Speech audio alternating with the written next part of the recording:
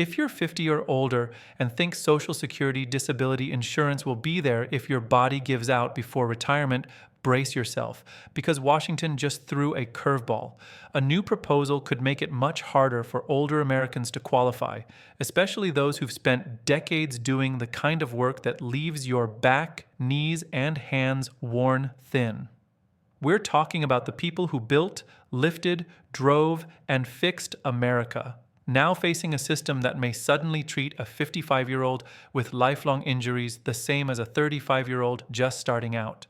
Welcome to Smart Retirees, where we cut through the government jargon and get straight to what matters: your benefits, your future, and how to stay ahead before the rules shift beneath your feet. If you're 50 or older and counting on Social Security disability insurance as a safety net, this is the update you can't ignore. A new federal proposal could make qualifying significantly harder than it is today, and the people most likely to feel the squeeze are older, working-class Americans who've spent decades in physically demanding jobs. Welcome back to Smart Retirees, where we break down complex benefits in plain English so you can protect your time, your money, and your health. In this episode, I'm unpacking what's on the table, why it matters, who's most at risk, and how to get ahead of it before the rules change. Here's the big picture. For years, the disability system has given some extra consideration to applicants in their 50s because starting over late in your working life is a lot tougher than it sounds. Under the new proposal, age would matter less. In practical terms, a 55-year-old would be treated much more like a 35-year-old when an examiner decides whether you can do other work. That age advantage, sometimes called the grid rules, has been a real factor for older workers with serious limitations. If the proposal lands as drafted, that cushion shrinks, and being 55 won't help your case the way it used to. The second major shift is the government's idea of other jobs you could still do. Disability decisions often hinge on whether you can perform less strenuous work that exists in significant numbers in the economy. The proposal would modernize the job listings used in that analysis, moving away from a lot of outdated occupations and emphasizing more sedentary computer-based roles. On paper, that sounds reasonable. Work has changed, and many jobs today put less strain on your body.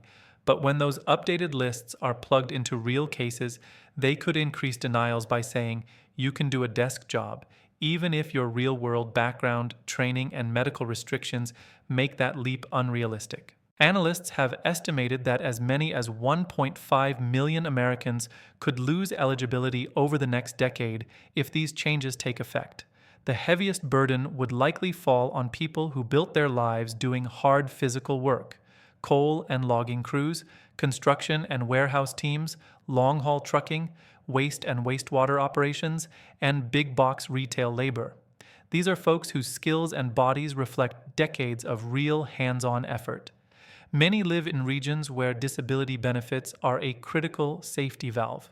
Think parts of the South and Appalachia, so any tightening of rules can ripple through entire communities. Imagine a 55-year-old who lost a leg after years of physically intense jobs: mines, trucking, big box retail, or at a wastewater plant.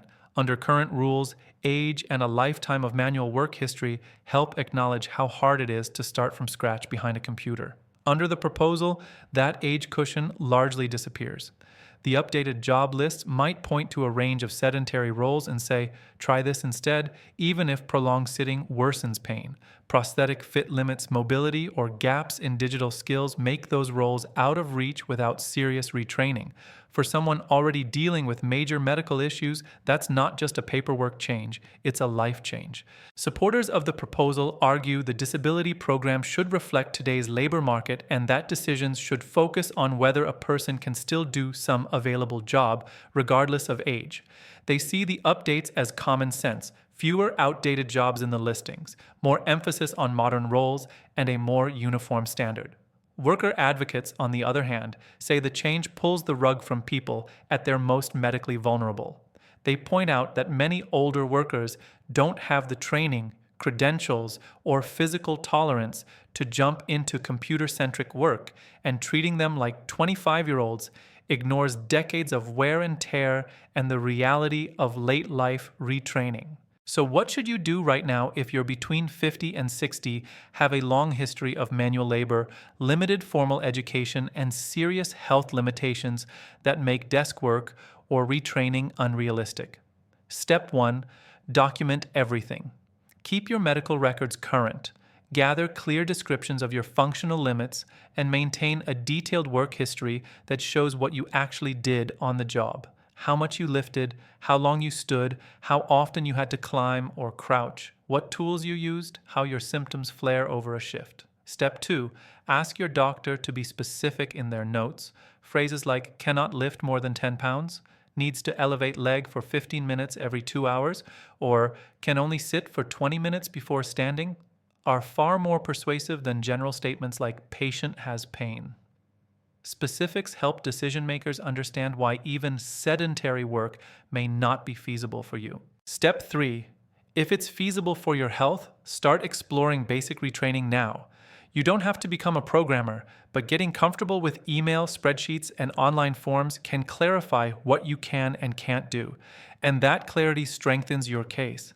Ironically, learning the basics sometimes shows exactly why certain light or sedentary jobs still won't work for you, or it gives you a path pivot if your condition allows it. Step 4.